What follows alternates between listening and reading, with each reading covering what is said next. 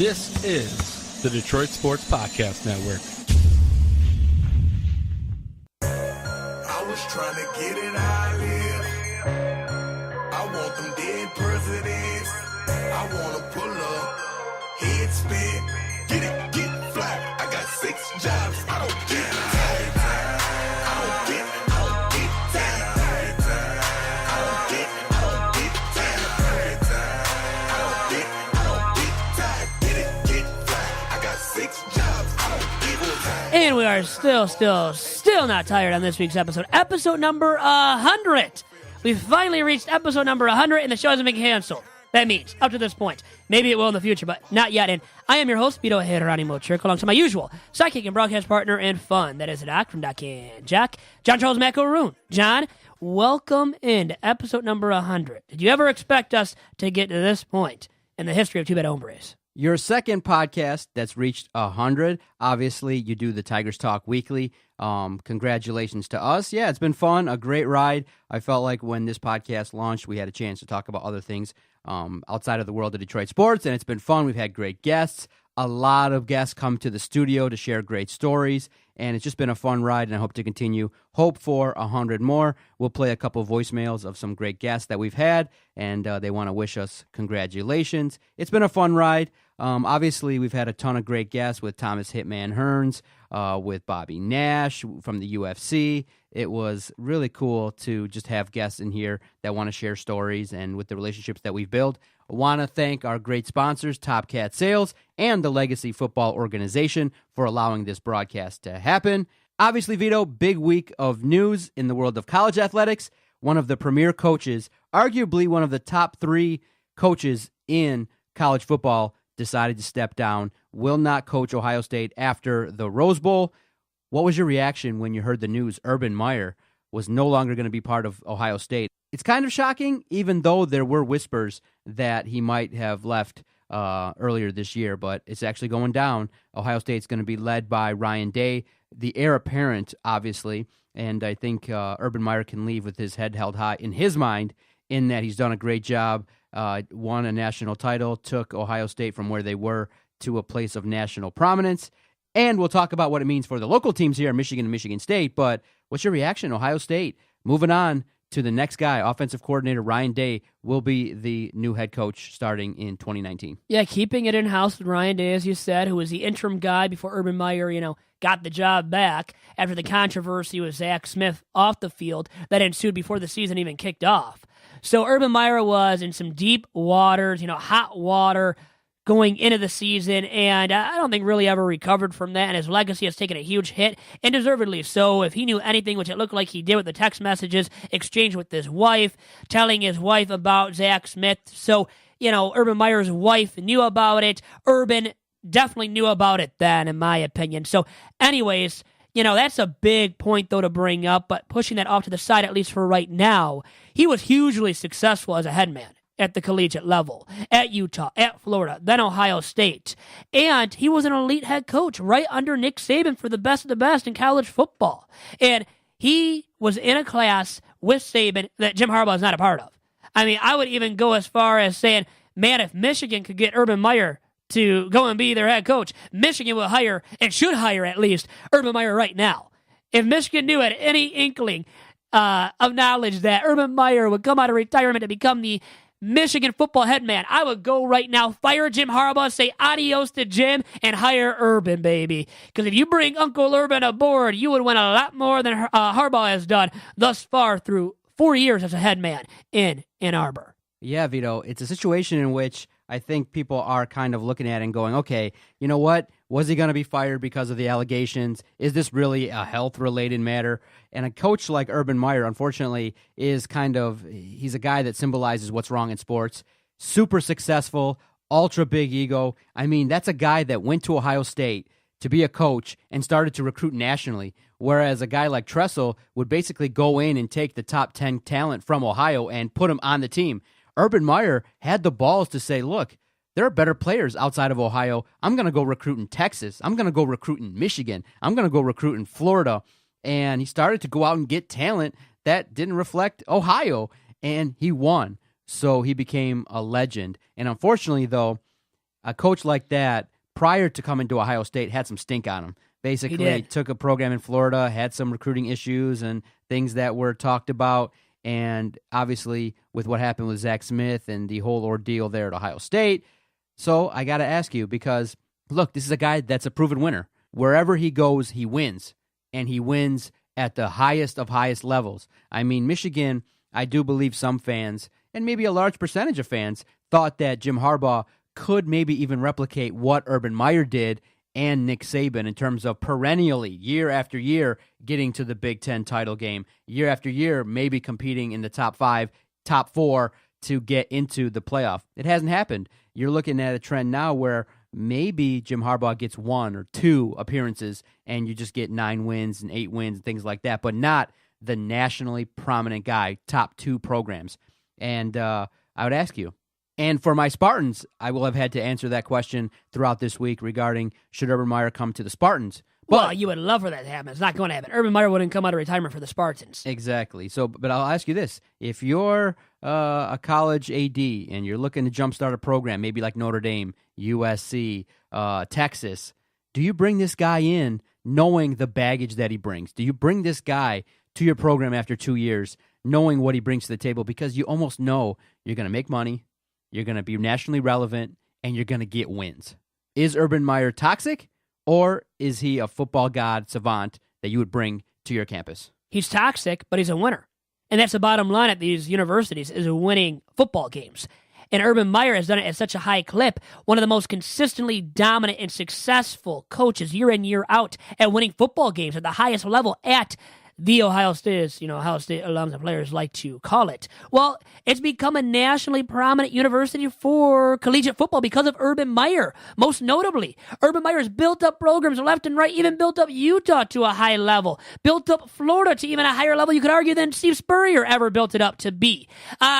Urban Meyer was better than Jim Tressel, was as good as Woody Hayes. I mean, I think Meyer's winning percentage is right up there with the best of the best Ohio State football headman of all time, including Woody Hayes. So you could argue Meyer did more, maybe unless he did in much less time, but did more maybe than Woody Hayes to a certain extent, especially in less time, because Meyer wasn't there for as prolonged of an amount of time as Woody Hayes was, who made a legendary name out of himself by being at Ohio State for so long.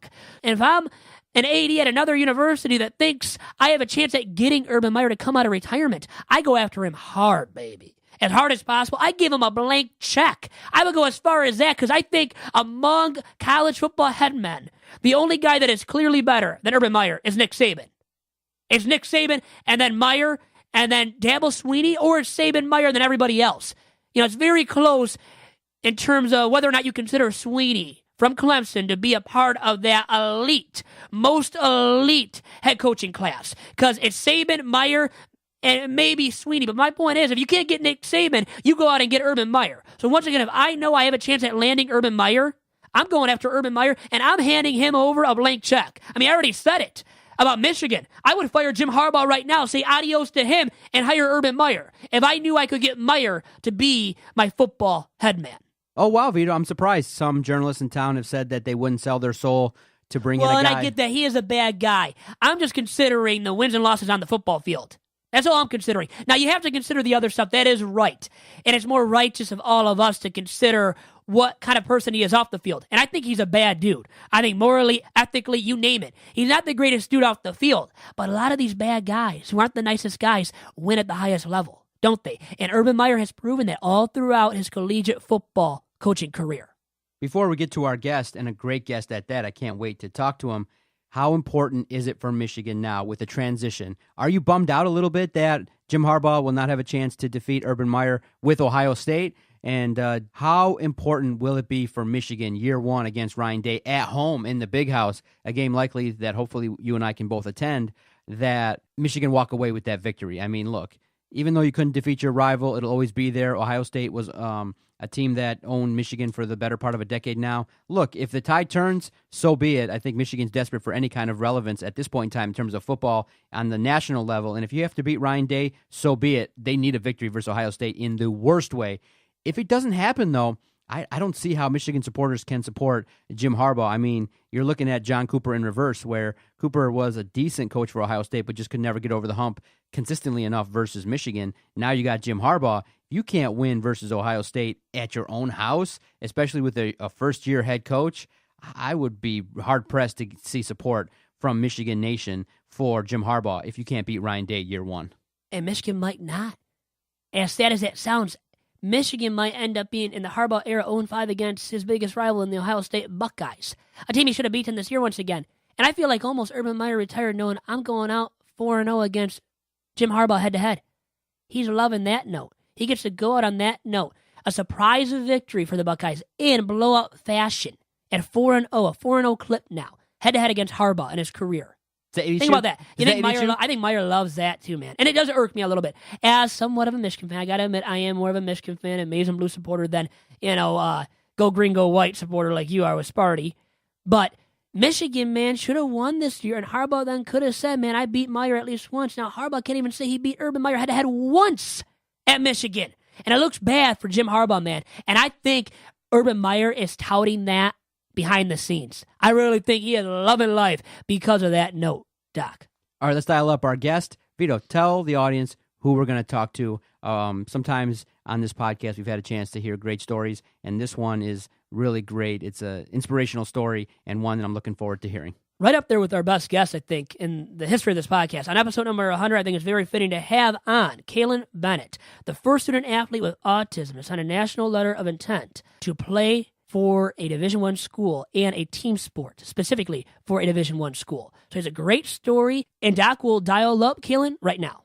And Doc, I'm very excited to say that our featured guest on episode number 100 of Two Bad Hombres is Kalin Bennett, the very first student-athlete with autism to sign a national letter of intent to play a Division I team sport. And he has become that by signing with Kent State to play basketball. Kalin, how are you doing? I'm doing good. How about you, man? Great, man, and thanks for doing this. Once again, hey, you're the featured guest on episode number 100 of our podcast. We're lucky we even got to this point. And now to tell your great story, Kalin. Really, really looking forward to it here. So I'll start off with this. I read, and there's been so many outlets now, man, that have interviewed you. ABC News, I think CBS, Yahoo Sports, Sports Illustrated. And many of them have brought up the fact in their pieces that you were 2 when you sat up for the first time, 4 when you walked, 7 when you talked for the first time, and 8 years old when you held a conversation. I mean, this is stuff that just is so interesting to me. So I've got to ask you, Kalin, to start off, what was it like growing up with autism? It was hard because, like, a lot of times you wouldn't tell some people's behaviors. You wouldn't be able to read people easily as I do now. You wouldn't be able to tell somebody being nice or being bullied. 'Cause I used to be bullied a lot back then, but I wouldn't know it because I always had a smile on my face. So it's always a nice guy. So, like, growing up with it, it was difficult at times. Comprehension was one of the other problems I had. Understanding people, how to respond to other people was difficult. But growing up, I just started growing more mature, just growing more in my faith of God. I just been able to just keep pushing forward, and I just been able to just keep getting better ever since then. What are some of the worst preconceived notions about your autism you have had to deal with on a regular basis throughout your life? I literally been told, like, I wouldn't talk, speak, walk, have a normal relationship with other people. Like, I've been told so many things that I couldn't do and that I'm doing now. It's really crazy. And being the first student athlete with autism to sign a national letter of intent to play a team sport at a D1 school, what does it mean to you to be able to say that you have accomplished that feat? Well, first, I already knew I could play Division I level. I already knew I could play with those guys. I mean, I was recruited because I'm a good basketball player and I love playing the game of basketball. But I always knew I could play at Division I level because I play against guys who are maybe top players in the country numerous times every year. And I've proved every single time that I can go against the best of them. But being able to be the first person with autism to sign that Division I scholarship, I mean, this ain't my first time signing a Division I scholarship because before then, I signed the Little Rock, Arkansas, the University of Arkansas, Little Rock. Uh-huh. So after that, I decommitted and went to Link Year because I felt like Link Year had a platform for me to keep working hard. And I wanted to make sure that I'm really ready because I didn't want to just walk in there and not know what to expect. So why not go to a place that's going to get you fully prepared like Link Year? But then signing that letter of intent with Kent State, when I went on my visit, they had everything I needed from a education standpoint because my education comes first and foremost. They had everything I needed education wise. They had everything I needed basketball wise, and the autism part of it, I didn't really expect for them to have, but they did, and it was such an eye opening experience because there were so many doors that opened in my mind. Like, okay, I can use this to help kids with this. Like so many ideas came to my head with Miss Gina and everybody else at Kent State. And so Kent State was just awesome. And I didn't know I really made history until somebody told me. Because I'm not the first player with autism to play in college, but I'm the first one to receive a scholarship like this. Yeah. That is huge, man. Groundbreaking news, and big props to you, too, with that being said. Yes, sir. Thank you. Now, Kalin, why basketball? What drew you to that sport as a youngster? Basketball was like the key. So like I'm saying, funny story I'm gonna tell you. In third grade, we had a pep rally at Academics Plus Charter School. It's called Mount Mel Charter now. There was a big pep rally for the third, fourth grade basketball team. I know it's a pep rally for elementary school kids. I thought it was weird too. So the kids were going up there. All of a sudden, I wanted to be up there. And it's like, Kelly, you're not part of the basketball team. And like at first, like I didn't know why, because like in my mind, I'm just like I don't know why I got up there. So I went home and I said, hey Dad, I want to play basketball. Cause I seen so many great people do so many great things with basketball. And I thought that could help me in ways I never thought of. My mom and dad were kind of nervous about it though, because of my autism. But then instead of them being afraid, they took on the challenge. And basketball has really broken some barriers for me with my autism. My social skills have improved because of me being around so many great players, so many great people.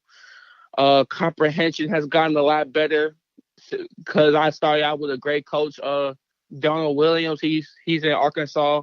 Everything has just improved. My intensity, my being able to compete, everything from that standpoint, just basketball just really helped me a lot. It took me places I never thought I would be in, and create opportunities I never thought I would be able to have. And Kalin, I read that you're 6'10" and 300 pounds. Is that true, by the way? Confirm or deny that for me. I lost some weight. I'm 295 now, but yes, I was 300. Yes, sir. So what do you bring to the basketball floor? What do you bring to the table on the basketball floor? Size. I'm vocal on and off the floor. Good attitude. I have a touch around the rim. I can shoot. I'm a hard worker. I'm gonna do whatever coach tells me to do, even if it means getting my teammates some water. I don't care. I'm gonna do whatever I need to do to make sure I have an impact on the floor, and I want to be able to impact my teammates and my coaches however way I can. Always looking to assist others, no matter what it is. I don't care if you ask me to get the napkin, I'm gonna go and pass you the napkin. I'm always looking to help somebody out. I like that, man. Now you're enrolling at Kent State this upcoming summer. Is that true? Yes, sir. Now, what are you looking forward to accomplishing in your career at Kent State? MAC Player of the Year, MAC Newcomer of the Year. I want to help the team win a championship. Just really nothing too flashy, but at the same time, I want to be able to just keep improving and keep doing what I'm doing. Basically, I'm not trying to unless I have a point to prove in myself being a player with this, I wouldn't say disability. I want to call it a gift. I wouldn't call it a disability. So a person with this gift that's different from others, like I have a point to prove because I'm representing more than myself. But at the same time, I got to go out there and show out, put my city on the map, show off for my family, show off for those who believe in me. And I want to be able to show that no matter what you have, it doesn't matter if you have autism or not. As long as you can go out there and compete, get along with people, and show why you belong out there, then I think you can play any sport. And when I say the name Kalin Bennett now, everybody knows your name, man. I mean, your profile has blown up significantly. And as I said earlier in the podcast, goodness, man. It seems like a lot of people, man, want to talk to you. You have people from, like I said, ABC News, Sports Illustrated, Yahoo Sports. And I got to ask you, how has life changed for you, Kalin, since you signed with Kent State, which I know is when you really started picking up steam for yourself and getting interviewed by so many different people and outlets? Yes, sir. But, like, this ain't cocky. Before then, like, I was already blowing up because of basketball, before my autism. I really made it public when I came to Link Year. I wanted, because, like, I'm out of high school. I'm going to college next year. I'm basically by myself for a little bit. So why not tell my story? So when people started noticing that I had autism, like when I first told them, because nobody knew I had autism. Like, nobody really could tell. Like I mean, that's a good thing they couldn't tell. That means I'm doing a good job on my part. I'm improving. But when it comes to, like, all these other things, like like social media blowing up now, it's not really surprising to me. It's like, it's not surprising, but it's like, it's still kind of shocking because, like, one, I didn't really know I made history like this. It's like, I didn't know, okay, my Twitter gonna blow up, my Instagram gonna blow up, because that video on YouTube, I probably was one of the first people to see it. And then, like, okay, a couple of days later, I'm literally watching my phone vibrate off my table, and then I tried to turn it back on. I couldn't turn it on for like a couple of hours. And so I get on there. You give me more hope for my child. I mean, it's just been a whirlwind. So, Kalin, people do want to connect with you and your story on social media. Where can they find you on Twitter, Instagram, or Snapchat? All my social media platforms, I try my best to keep them the same. KTech50, KTECH50 on Instagram, Twitter, and Snapchat. I try to keep all my social medias the same so people won't, like, get confused with it, because everybody likes to have different names for everything. I try to keep everything the same. Hey, it makes sense, man. You're a quality and a smart dude on and off the floor. And I got to leave you with this, Kalin. What kind of an impact do you hope to have on the younger generation, on these kids growing up with autism today that hope to become D1 college athletes like yourself one day? First of all, don't let anybody tell you what you can't do, because the only person who can control what you do is you. Always have confidence in yourself. I mean, don't be cocky or overconfident, but know that whatever people say, that's just a byproduct of your work. You're gonna get haters. You're gonna get people that's not gonna like you. But in this world, in sports, especially in this world, you're gonna have people who's gonna say you can't do this, can't do that. But the point is, you gotta fight through adversity and just keep picking yourself up. So. Hey, thanks for all the time. It's an inspirational story. Thanks for sharing the story with our audience on episode number 100 of Two Bad Hombres. And best of luck to you at Kent State as well, Kalin. Thank you so much. And back here on Two Bad Hombres, and our featured guest once again was the one and only, I can say now, Kalin Bennett. Once again, the very first student athlete with autism to sign a national letter of intent, meaning gaining a scholarship to play a D1, Division I team sport that is. So a team sport as in basketball, as he signed on the dotted line with Kent State to play basketball and will be enrolling at Kent State this upcoming summer. So best of luck to him at Kent State. Could be dominating, man. And he wants to be the MAC Player of the Year at Kent State during his career at Kent State. So best of luck to him in his career at Kent State. Best of luck to Kalin. Great interview, Vito. And I like the fact that in the end, very similar story to what we've done here as well, in that never give up. Never allow limits to prevent you from trying to reach your goals. Well, whatever it may be, a developmental disability, perception, money, funds. Don't let limits and boundaries affect what you're trying to do. And Kalin's a great example, diagnosed with autism, but from the early age realized that, look, I like to play basketball, developed a skill, and what better way to send a great message of positivity than to be part of a team game and succeed despite any challenges and hurdles that were placed in front of Kalin. Great interview, Vito. I think is very inspirational. All right, let's take a timeout. Second half of the podcast, we got a lot to get to. What's up? Well, I want to look at the college football playoff teams. Now, were the four most deserving teams selected to be in the college football playoff? We'll get into that. Also, Ariana Grande came out with a video. Did you watch it? I might have. I'll get into that. And more topics to come on the second half of this week's episode. Episode number 100 of Two Bad Hombres. And Doc, as you know, one of our fine partners and the newest partner for us at the Detroit Sports Podcast Network is the Legacy Football Organization, which was founded in 2009. It is a premier off-season development program in the state of Michigan, in the Midwest, and the entire U.S. of A. It provides unique platforms for student athletes on and off the football field through community service, social awareness, education, and football. And it features a staff aplenty of former collegiate and NFL stars, including a past guest on this very podcast in Two Bad Hombres in former All-American Michigan State linebacker Greg Jones. To find out more about the Legacy Football Organization and all that they do, please contact National Director of Football Operations, Justin Sassante, another past guest, right, of this podcast. You can contact him to find out more, or you go online to the Legacy Football Organization's website at www.legacyfootballorg.com. And to our other fine sponsor now of Two Bad Hombres, and that is Top Cat Sales, which was founded in 1999 by John Wangler.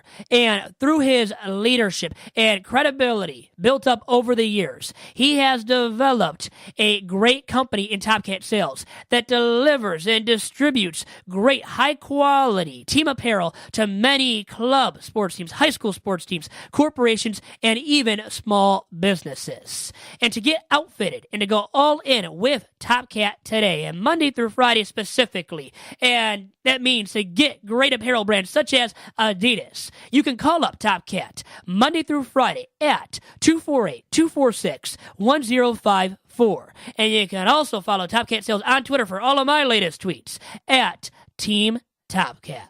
And Doc, back here on Two Bad Hombres, and we have to discuss a couple of more topics, and then get to, I didn't mention it yet, but some voicemails from some people that left us some voicemails that have been guests on previous episodes of Two Bad Hombres. And I guess the first topic to discuss, because we already discussed Ohio State and Urban Meyer retiring, is the college football playoff. Ohio State did not get into the top four, so not going to be playing in this year's college football playoff. Ohio State in the Rose Bowl. Now, the four teams that did get in are Bama at 1, Clemson at 2, Notre Dame at 3, and at number 4, Oklahoma. Gotta love that first round match between Bama, Tua, and then you got at Oklahoma, Kyler Murray, two Heisman finalists, squaring off in the semifinal round of this year's college football playoff. Almost nothing better and nothing sexier for a first round college football playoff matchup, in my opinion, Doc. And I really think the four teams are the best, most deserving. The most deserving teams is key, and I think the college football playoff committee hit a home run with getting the four most deserving teams in this year's college football playoff. I agree. And I know there's been a lot of talk about expanding. I know we talked about it. We broke down Dan Wetzel's piece talking about maybe expanding to 8 teams. I think I've kind of settled in. If they are going to expand, go to 6. I like the fact that each game in the regular season means a lot. And I like the fact that right now, for me personally, I like it at 4. I feel like, you know what, the committee meets, and each game in the regular season has a whole lot of meaning. Just take a look back at championship weekend. Georgia-Alabama was a pseudo play-in game, a playoff game, and it was a great game all the way around. A lot of great coaching, meaningful decisions had to be made, and unfortunately Georgia fell short, so they're out of the playoffs. Michigan, local team here, had an opportunity to get to the playoff had they defeated Ohio State. Didn't happen. Meaningful games. The loss, potentially, that they had to Notre Dame was very derailing. First game of the year, super important. If you go to 16, 24, or however many teams that people are talking about, it's just going to potentially have negative impact on the great game, I think, right now of college football. I think the most meaningful regular season in all the sports. I think right now in college basketball, most people just wait till March. The baseball season, MLB, is too long, and a lot of sports right now are suffering from not a lot of attention that's placed on the regular season, especially in hockey. Remember, everybody that was a Wings fan would just be like, all right, dial me up in April when the playoffs start. Right now, college football has a meaningful regular season that you can pay attention to from September all the way to December. Every game is magnified at a huge level, and I just don't want to see that changed. I really like the way the system is right now with 4 teams because, look, Michigan State made it, and it means so much. And, Michigan's on the hunt, trying their absolute best to actually get there, with their rivals. Ohio State's been there. Notre Dame's been there. Michigan State's been there. All Michigan's rivals have been to the playoff. Now we're just waiting for Michigan. Michigan. Bringing that up because Michigan hasn't been. You just love to rub it in, rub some salt into the wound for Michigan fans. No, it's the just fact. stating facts. Stating You facts. like to continue bringing up Michigan's name specifically Yeah. as being a team. Yep. There's other teams that haven't made it to the Final Four yet in the college football playoff. Anyways, I think once again the College Football Playoff Committee got the most deserving 4 teams. So I like what the College Football Playoff Committee did here. And honestly, in terms of most deserving for that last playoff spot, I think it was Oklahoma 1, 2 Georgia, even with 2 losses, and 3 Ohio State. I think Ohio State was the least deserving of the team that really had a shot at getting into the College Football Playoff as that number 4 seed. And now you have Clemson playing Notre Dame. Could be a blowout there. And I think for sure you're going to have a better game between Bama and Oklahoma. And Oklahoma could pull off the upset, and it would be an upset, but I think the more stunning upset would be Notre Dame at number 3 beating the 2-seeded Clemson Tigers. That's how you see it shaking out? I think it ends up being Bama against Clemson. I think 1 versus 2. And I think maybe Georgia would have had a little bit better of a shot to beat Bama in that first round playoff game. But you already had your shot in the SEC championship game, and you lost. So guess what? With 2 losses, and we've seen now the College Football Playoff Committee not allow a 2-loss team to get in when there's a 1-loss team that's more deserving. And there was this year in Oklahoma. And guess what? Oklahoma avenged its only loss of the year earlier in the season to Texas, to its rival Texas, by beating them in the Big 12 championship game. So Oklahoma took care of business and deservingly got into the college football playoff as the number 4 seed. Okay, like many people, you think Alabama's going to take it down? I think so at this point. I could have seen maybe Ohio State, like I said, maybe Georgia, and maybe Oklahoma pulls off the upset, but I really think Bama will win it all. If Ohio State would have gotten in, maybe an outside shot because they're playing hot football at the right time. Dwayne Haskins is killing it. You could argue Dwayne Haskins should win the Heisman. Now, the guy that I think should win the Heisman, by the way, is Kyler Murray. So you could have Oklahoma having a Heisman-winning quarterback back-to-back years. And Baker Mayfield last year, now with the Cleveland Browns, obviously. And now Kyler Murray, who you could argue maybe, just maybe, is better. Even better than Baker Mayfield from a year ago. Mayfield had an extraordinary season. Statistically, all across the board was terrific. And throwing it on the ground. Kyler, same thing. And I think Kyler wins the Heisman, by the way. And I think number 2 should be Dwayne Haskins ahead of Tua. Ooh, okay. What a great team Alabama is, man. Just real quickly, they get their starting quarterbacks go down. The next one comes up and just as good. Role reversal from the championship game from a year ago. Remember, Tua came in. Tua was the man. And then Tua gets hurt. Jalen Hurts comes in. Hurts is the man. I mean, God, when you have 2 quarterbacks like that on your team, man, they can lead you to a championship. Now, the national championship a bit bigger than the SEC championship, but still, man, big-time props to Jalen Hurts for accomplishing what he did. And a lot of people are bringing up the fact, too, that Hurts, remember, decided not to transfer. When he lost the starting quarterback job to Tua, Jalen Hurts could have transferred, would have been starting somewhere else. Hey, for Lane Kiffin at FAU. Hey, maybe even for Michigan this year over Shea with what we saw from Shea this season.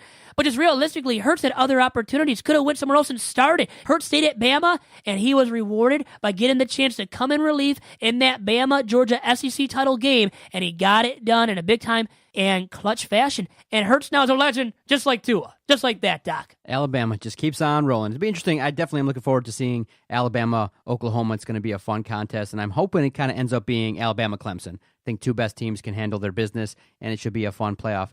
And then on the other side, the flip side, Michigan playing in the Peach Bowl, thumbs down, playing Florida, no interest. Michigan State, no, not too intriguing. Michigan State going out west, New Year's Eve, they're going to play Oregon. The Red Box Bowl, what the hell is that, right? I didn't even know there was such a thing as a Red Box. You know what, for me, it's good because, look, the bowl game is just similar to life in that you got a lot of options. If you want to peek into a contest, you want to watch college football in the month of December, there's an opportunity to watch all the bowl games in late December and early January. But for me, I'm locking into the big dogs. Show me the playoffs. Show me the quality football teams. Maybe I'll peek into a little bit of Michigan State, obviously for the podcast.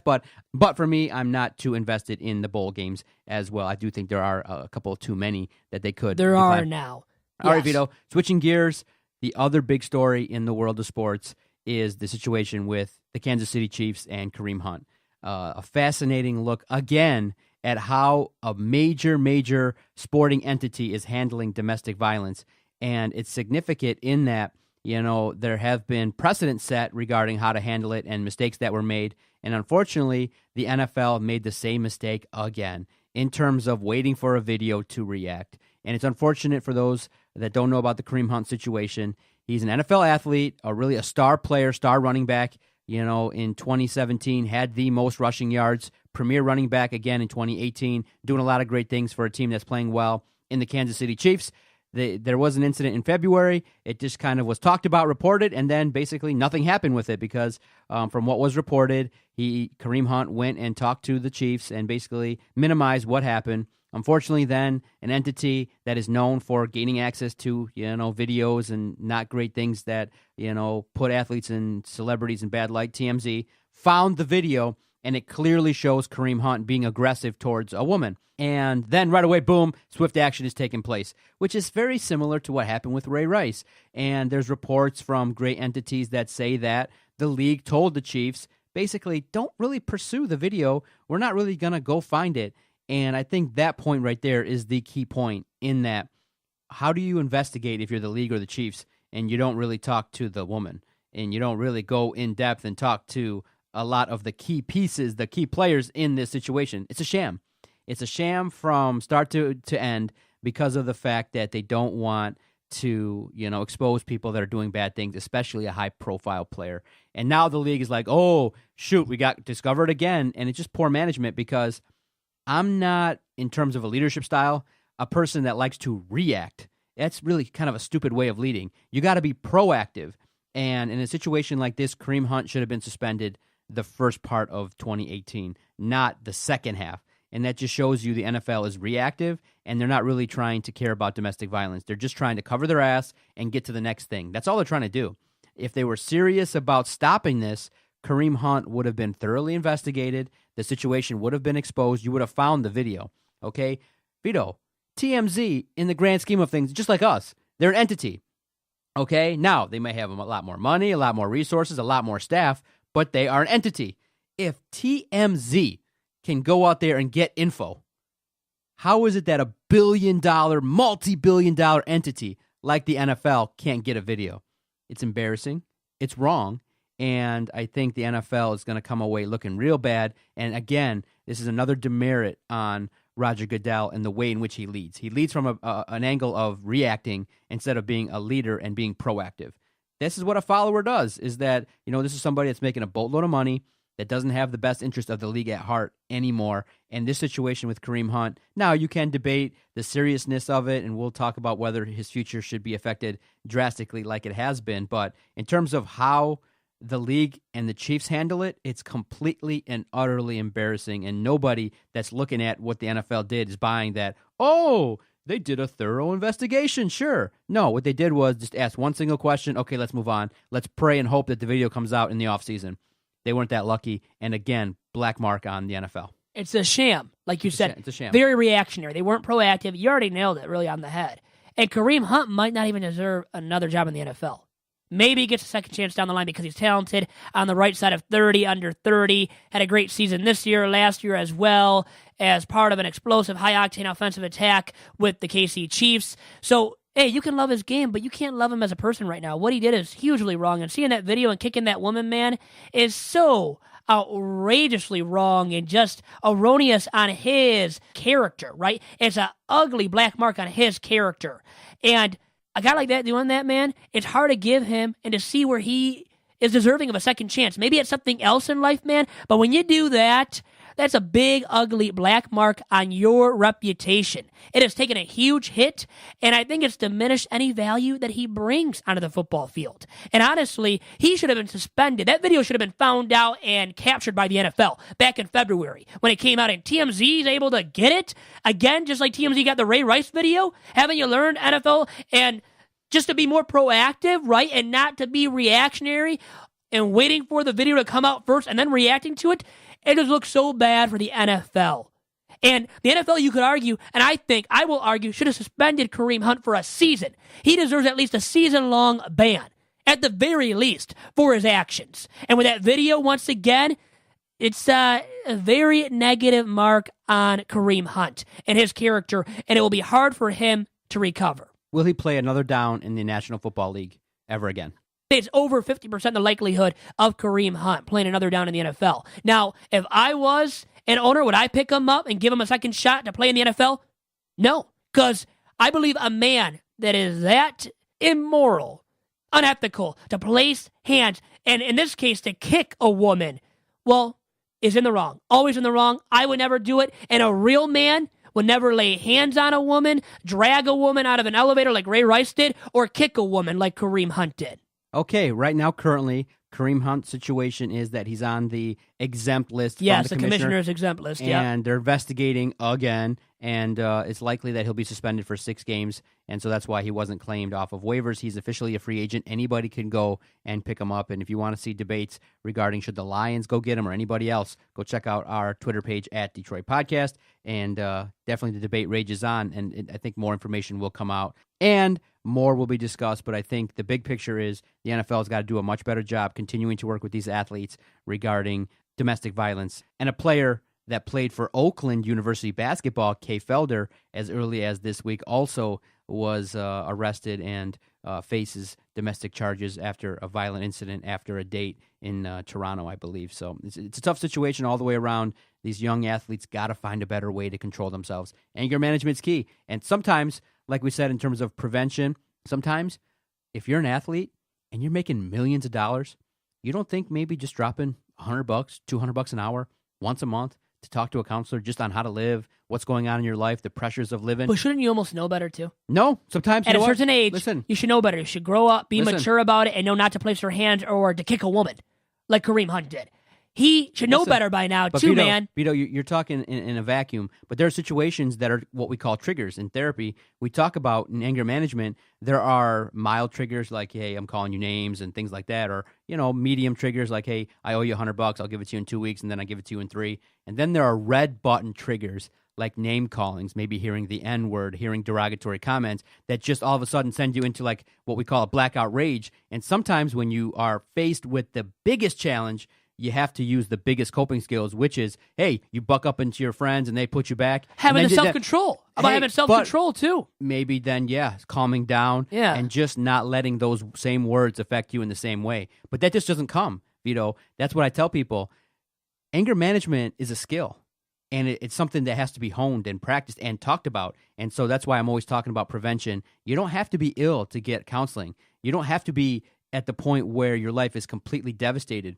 I would recommend, if anyone's listening, if you're an athlete, get counseling. Talk to somebody, because just the very nature of coming in and going, man, Doc, all these women I talk to, all they want is my wallet. It's so frustrating. I'll be like, dude, come on over here. Take this, punching bag and destroy it. Do whatever you got to do. But when you leave here, don't you go acting like that. You got to be professional. You got to be in the face of a 100 trigger.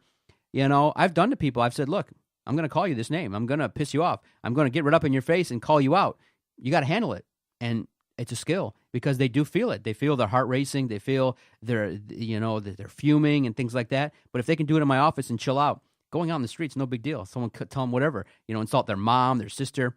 Anger management works. And if you invest in it, that's my PSA for athletes. Get counseling, learn how to handle these things, because shoot, $3,000 investment in therapy over a couple years is well worth it if you're going to lose potentially hundreds of millions of dollars, because now it's a zero-tolerance policy. Back in the day, Vito, it was much different. Now it's a zero-tolerance policy. You mess up, life is over, career is over, earning potential is over. And so that's why it's very unfortunate for guys like Kay Felder and guys like Kareem Hunt. And when you have talent, by the way, Kay Felder, no offense, doesn't have the most talent in the world and is undersized. Kareem Hunt does. That's why you could realistically see another NFL franchise giving him a shot to play in the league. And I would say him being placed on the commissioner's exempt list is just a cop-out. Why not just suspend him already? Suspend him for a year.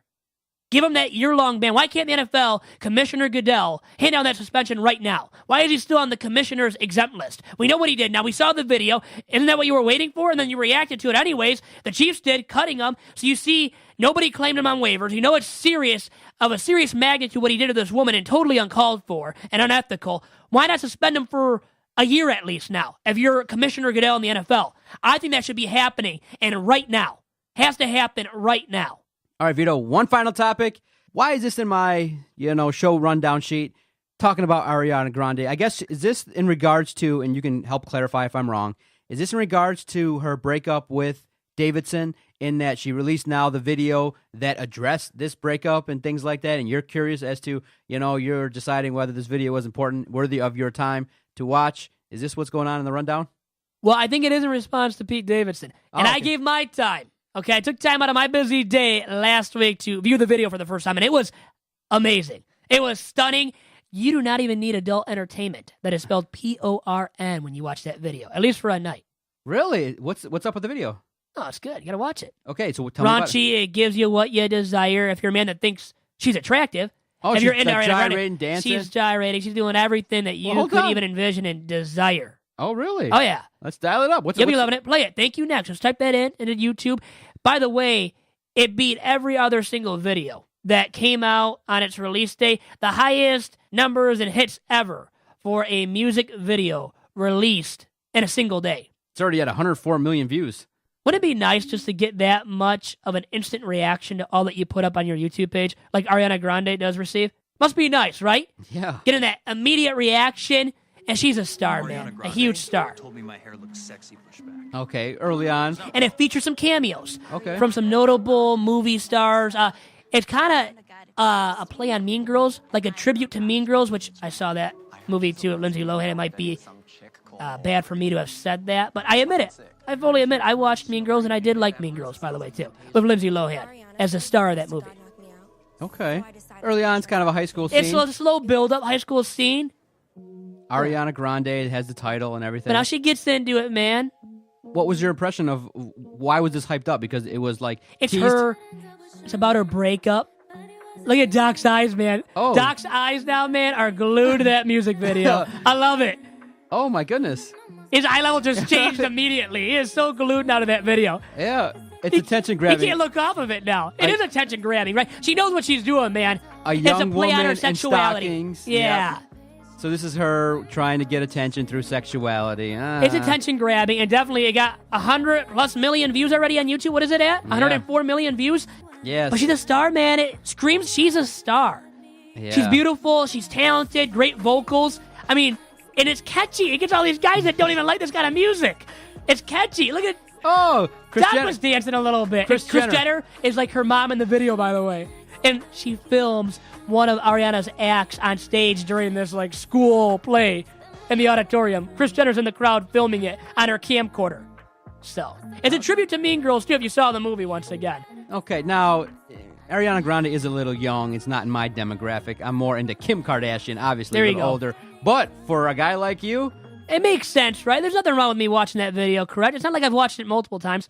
At least not yet. I'll okay, say. I can see why people and it caught your attention. So thumbs up from you. Great Two review. thumbs up, baby. I think only one. It's like 1.5. You don't want to put 2, but deep down you want to put 2. All right. Yeah, you're not going to do it, but I know deep down you want to put up 2 thumbs. Anyways, one other really quick topic. Speaking of porn, Starbucks banning porn.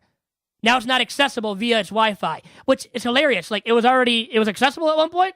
I didn't even know that. Yeah, I never tried it out at Starbucks. And who's trying it out All right. at Starbucks? Really? Exactly. But in Funny. the end, anywhere you can download that, I think it just should be standard. Where in a Yeah, where public it's setting, locked at a public establishment. Why would Starbucks even allow it in the past? right? Anyways. And when you sent it, I'm like, what? I was like, what they allow? were it? stunned, I was yeah, stunned, but yeah. it's a good policy. Good for Starbucks. I think you know, in this day and age, you can show some restraint and watch your porn at home. And You can't public do it in your Wi-Fi own bedroom or something, yeah, man? Public Come on. Wi-Fi should Everybody be should be better than that, than, Relegate- consuming porn in public relegated to establishment. home use, no doubt about it. Yes, sir. All right, let's get to some of the voicemails. Want to thank all the guests that have come on to Bad Hombres. Always want to thank the sponsors, Top Cat Sales, the Legacy Football Organization, for allowing us to broadcast. Vito, by and large, I've enjoyed well over the 100 hours we've spent broadcasting on this episode. I think it's a great title, to Bad Hombres. Again, credit to Ken Detloff for a great photo of us. It did some good numbers on Instagram, and people liked it and things like that. And I appreciate broadcasting with you. Thanks to all the guests that dial us up. Let's take a listen to a couple of the voicemails, and you can give your thanks at the end. Brett Karbovich here, and today I just wanted to share one of my favorite memories of being on the podcast, helping Vito Churko out. And so basically, I guess, really, there's only been a handful of times that I've been involved with the podcast. I've been a guest on a few shows, but I guess my favorite memories from day one when Vito actually asked me to come along with him and his brother. I believe his brother was along with us too. And basically, he told me he was going to some, I guess, psychologist's office. I was kind of like, all right, you sure about this, man? And So I went along with them, and I guess really, to be honest, at first I was kind of a little unsure. I was like, no, are you just bringing me along to help you escape in case something weird happens?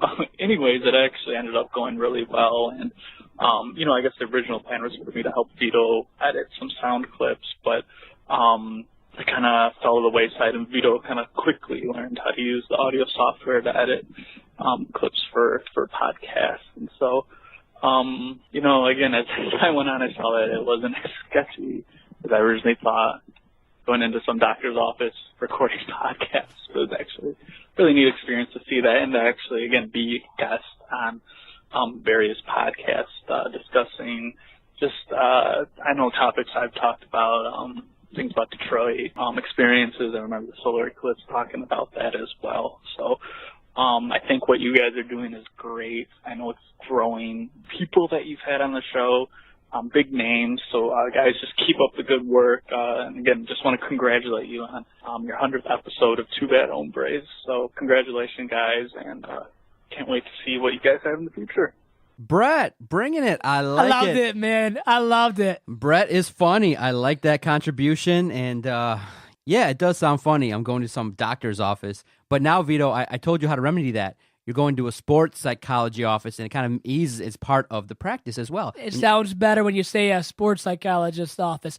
But I didn't know what I was getting into. Really, we've never even talked about that openly on the airwaves, but I didn't know what to expect with you and what the studio would look like. Obviously, it's fine, a nice establishment, but I didn't know going into it. I don't think you pictures? I don't think you really know. I don't think you did. I don't think you described anything about it and what it would look like.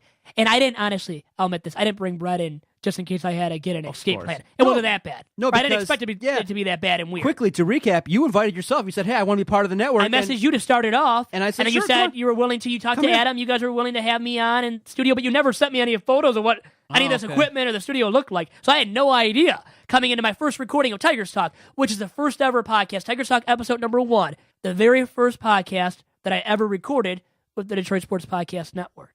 Okay. How about that? So All way right. back in the day now. All right, here's the next guest. Vito, Aaron McMahon of MLive. I just wanted to call in and wish you congratulations on episode number 100 of Two Bad Hombres. It's always been a joy going on with you guys. Discussion is always good. Whether it was in Jim Harbaugh or Shea Patterson or Michigan season upcoming. Always enjoyed talking to you guys. Always a thrill. Look forward to coming on with you guys again in the future. Hopefully you have another 100 episodes. Talk to you guys soon. Thanks. Bye. Aaron McMahon, quality guy, great interview, a guy that always gives us his time, and a guy that's well connected with the Michigan program. A guy like that is a great asset to have as a friend and building relationships. So it's really great. Thank you, Aaron, for the time that you've devoted to Vito and to come on, man. It's great. And now, finally, the last voicemail, giving thanks to Two Bad Hombres here on episode 100. Hey, what's up, guys? Jake Hirschman here. Just wanted to call to say congrats on 100 episodes. I've been lucky enough to be on a few times, and I think my favorite part has just been coming on, talking about the basketball tournament, my experiences in TBT, and, after moving down to Miami, I always love hearing about Vito and his exploits down here in Miami and how much he seems to run the city. So once again, just wanted to say congratulations and love coming on the show. Way to go, guys. And a bunch of very good guys. A trio of good hombres, I would say right there, in Brett Karvovich, Aaron McMahon, and Jacob Hirschman. Great guests, and thank you, Jacob, for your contributions. Obviously, bringing us a little bit into the national spotlight, being that you were on ESPN, you came here, shared your story, so that's awesome. We look forward to hearing about great things that you do once you become a lawyer, because obviously we're going to be calling you and saying, hey, can we get just some discounted rates for some questions and things like that? So obviously, or when Doc gets in hot water, he'll have to be represented by you, Jake. So be on the lookout for that call from Doc in the future. Now let's go back and listen. Okay, a couple minutes left. Before we have to get out of here, let's listen to the first maybe minute or two of episode 1 that we did. Let's see how we sounded, and I'll read you the debut topics that we did on episode 1. It says, on the debut edition, Vito and Doc discuss pop culture happenings, including Don Lemon having himself a fun time on CNN on New Year's Eve, that. Mariah Carey's New Year's Eve blunder, a review of the season premiere of Celebrity Apprentice with Arnold, and thoughts on Donald Trump being executive producer. Oh, man, we jump right in. Yeah. All right, let's have a listen, see how we sounded the first couple minutes. I'm sure you're talking all the way through it.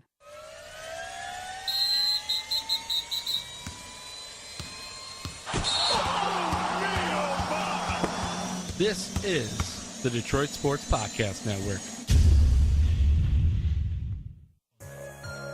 trying to get it how I live.